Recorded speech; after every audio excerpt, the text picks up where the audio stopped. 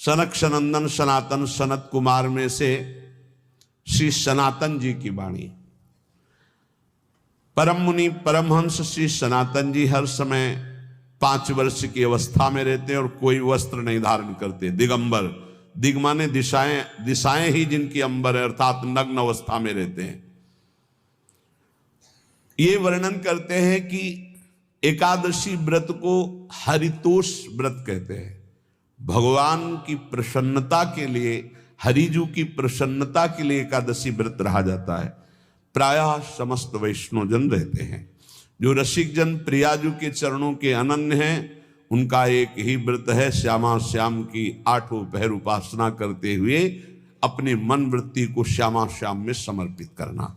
यहाँ ज्ञान ध्यान व्रत कर्म जीते सब काहो में नहीं मोहि प्रतीति, रसिक अनन्य निशान बजायो एक श्याम श्यामा पद प्रीति। पर जो एकादशी व्रत रहते हैं परम धन्य है, वो हरितोष व्रत है। अब एकादशी व्रत का नियम क्या है और कैसे एकादशी व्रत का फल मिलता है, कई बार चर्चा हुई। बहुत सुंदर तस्मा शास्त्रम प्रमाणम ते, शास्त्र प्रमाण के अनुसार श्री सनातन मुनि बोल रहे हैं, अथ ते नियमान वच्मि व्रते ह्रस्मिन् दिनत्रये, कास्यम मानुषम मसूरान्नम चणकान को द्रवास्तथा, शाकम मधुपरान्नम च पुनर्भोजन मैथुने, दशम्याम 10 वस्तूनि वर्जयेत वैष्णवः सदा। जिसे एकादशी रहनी हो और एकादशी का फल प्राप्त करना हो, उसको ये नियम पालन करना चाहिए। अथ ते नियमान वच्मि व्रते ह्रस्मिन् दिनत्रये, उसको 3 दिन, एक तो दशमी और एक द्वादशी और फिर बीच में एकादशी, उसको 3 दिन संयम में रहना होता है, तब बीच की एकादशी का उसे फल प्राप्त होता है। जिसे एकादशी व्रत रहना हो उसका नियम है कि दशमी के दिन कांसे के पात्र का त्याग करे। वैष्णव सिद्धांत है कि कभी जिसमें मांस बना उस रसोई का भोजन न ग्रहण करे। मसूर की दाल, चना की दाल, कोदों और कोई भी शाक, शहद, दूसरों का अन्न, दोबारा भोजन और मैथुन, ये दशमी के दिन त्याग दे। एक बार दशमी के दिन भोजन करे 24 घंटे में, क्योंकि एकादशी रहना है।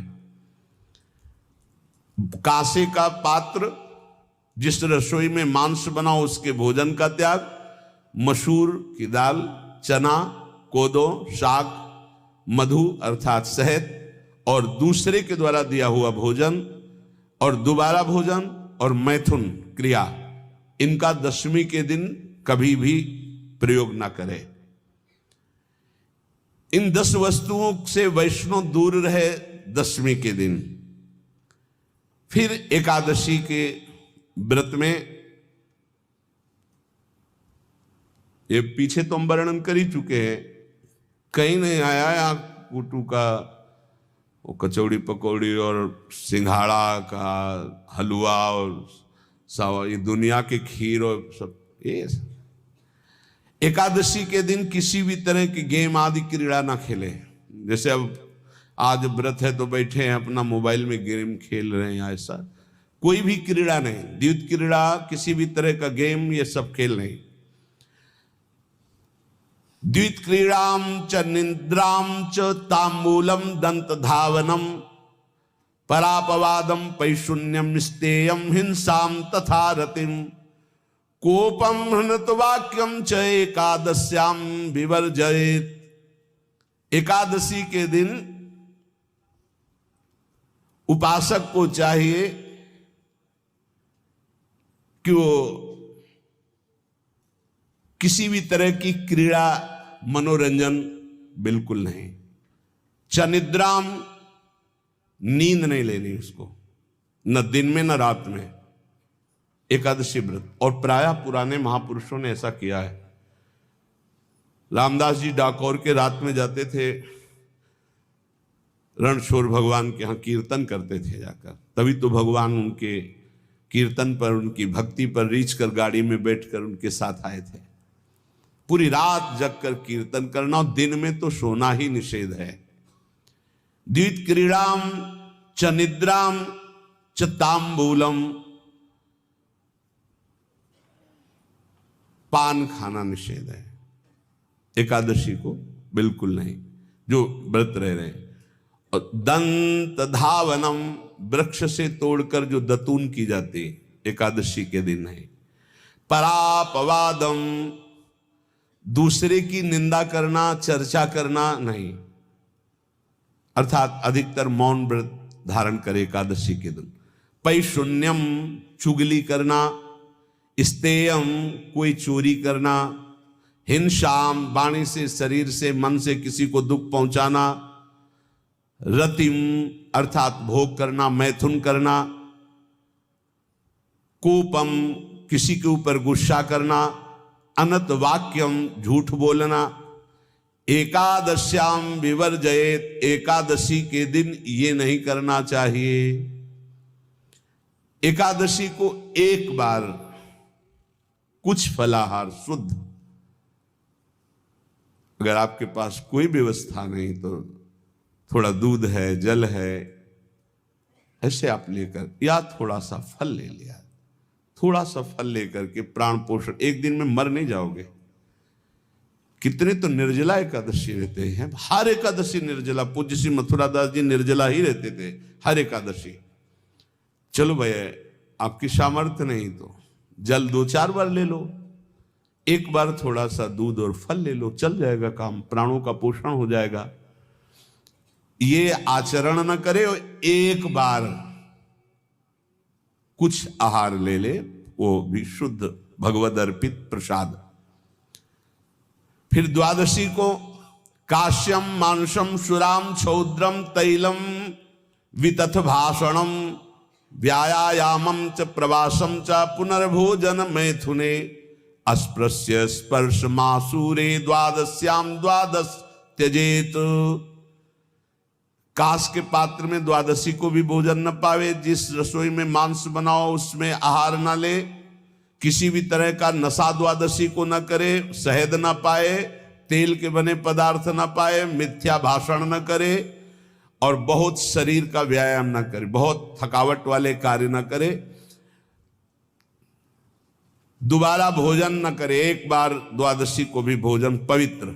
मैथुन न करे, जिसका स्पर्श नहीं किया जाता ऐसे पदार्थों का स्पर्श न करे, और मसूर की दाल न खाए। द्वादशी को जो इन नियमों का पालन करता है, दशमी द्वादशी ऐसे और एकादशी ऐसे, तब उसे एकादशी व्रत का फल प्राप्त होता है। जो इस पद्धति से एकादशी, ये जो मनमानी है सब नहीं, हर पदार्थ मिल जाएगा आपको फलाहार में। हर पदार्थ हमको बताया गया कि आपको जो चाहो सब पदार्थ फलाहार का।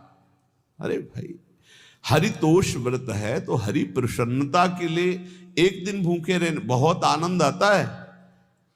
पहले भगवत कृपा से ऐसी गंगा जल पी करके कुछ दिन, फिर कभी कभी निर्जला एकादशी का भी आनंद। बड़े संन्यास मार्ग में थे तो बड़े संयम से सब शास्त्रीय पद्धतियों का निर्वाह होता था।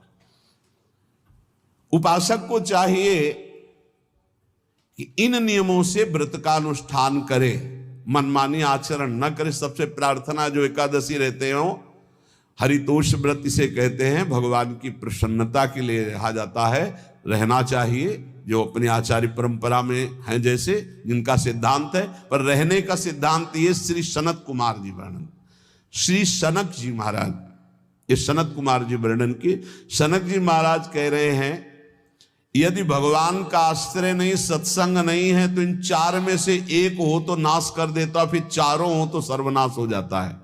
यौवनम धन संपत्ति प्रभुत्व विवेकता एकैपमप्यनर्थाय किमु यत्र चतुष्टयम। यदि सत्संग नहीं है, यदि भगवद आश्रय नहीं है, और खूब धन हो, जवान अवस्था हो, और बढ़िया पद मिला हो, प्रभुत्व चलता हो, और अज्ञान हो, फिर क्या कह रहा है?